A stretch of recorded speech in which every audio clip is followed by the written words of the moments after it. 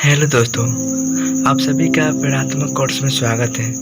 दोस्तों, आज के इस वीडियो के ज़रिए मैं आपको उन 4 गलतियों के बारे में बताने वाला हूँ, जिन्हें गौतम बुद्ध अक्सर अपने शिष्यों को और संसारी लोगों को कभी न करने की सलाह देते थे। तो बिना समय को गंवाए चलिए जानते हैं उन 4 गलतियों के बारे में। किसी को ज़बरदस्ती सलाह देना। दोस्तों, सबसे पहले ये समझिए कि हम सलाह क्यों देना चाहते हैं।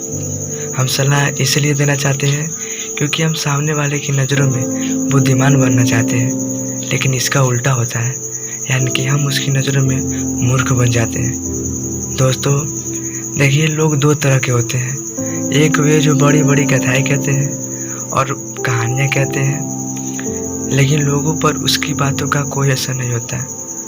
और दूसरे वे लोग जो केवल एक शब्द कहते हैं और लोगों का हृदय कांप उठता है।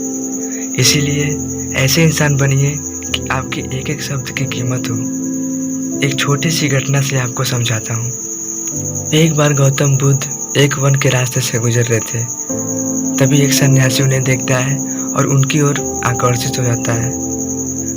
फिर वो व्यक्ति बुद्ध से पूछता है, मुनिवर, क्या आप कोई देवता हैं? बुद्ध कहते हैं कि नहीं। फिर वह सन्यासी पूछता है, फिर क्या आप साक्षात ईश्वर हैं? बुद्ध कहते हैं कि नहीं। फिर बुद्ध कहते हैं कि मैं तुम्हारी ही तरह एक मनुष्य हूँ, बस फर्क सिर्फ इतना है कि मैं जाग गया हूँ और तुम अभी सोए हुए हो। फिर वह सन्यासी बुद्ध से कहता है कि आपके चेहरे के तेज को देखकर ही लगता है कि आप एक सिद्ध पुरुष हैं। इसीलिए मैं ये जानना चाहता हूँ कि आपके गुरु कौन है और किसकी मार्गदर्शन ने आपको एक सिद्ध पुरुष बनाया है।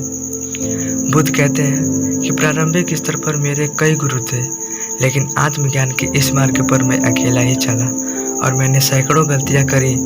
उसके बाद मैंने खुद ने ही आत्मज्ञान प्राप्त किया। इतना सुनते ही वह सन्यासी आग बबूला हो जाता है और वो सन्यासी बुद्ध से कहता है कि अरे जाओ जाओ, मैंने तुम जैसे पाखंडी बहुत देखे हैं। तुम तो अपने गुरु से ही उन सब श्रेयों को छीन रहे हो। बुद्ध का उत्तर एकदम सही था, लेकिन उस व्यक्ति के भीतर बुद्ध का उत्तर गलत था। इसके बाद बुद्ध अपना एक शब्द भी उस व्यक्ति को समझाने के लिए नहीं खर्च किए। दोस्तों, सलाह या ज्ञान उसी को दो जिसे आवश्यकता है। दूसरा, खुद को किसी वस्तु या स्थिति से बांध लेना। दोस्तों, यह जीवन 2 रास्तों पर आधारित है। या तो आप उन्नति करेंगे या फिर आप विनाश की ओर जाएंगे।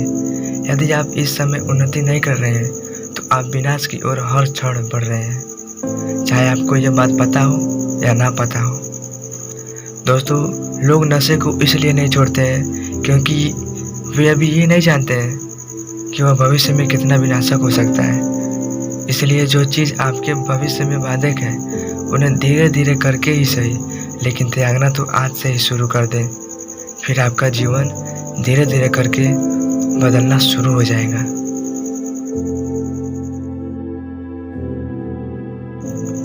हर किसी की सलाह को गंभीरता से ना लें।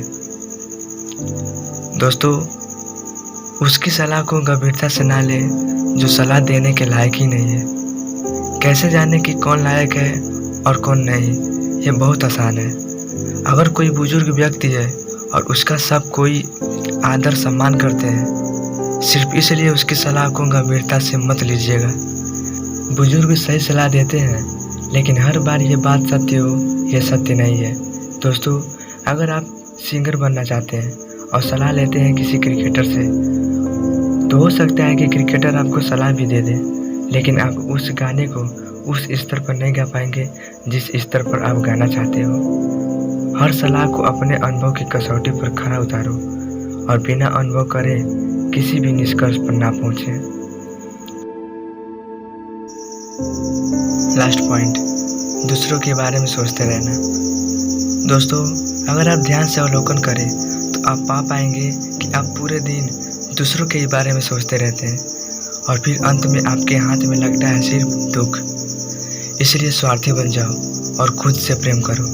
लेकिन एक बात याद रखना, खुद से प्रेम करने का अर्थ या स्वार्थी बनने का अर्थ ये नहीं होता कि तुम किसी का अहित करो।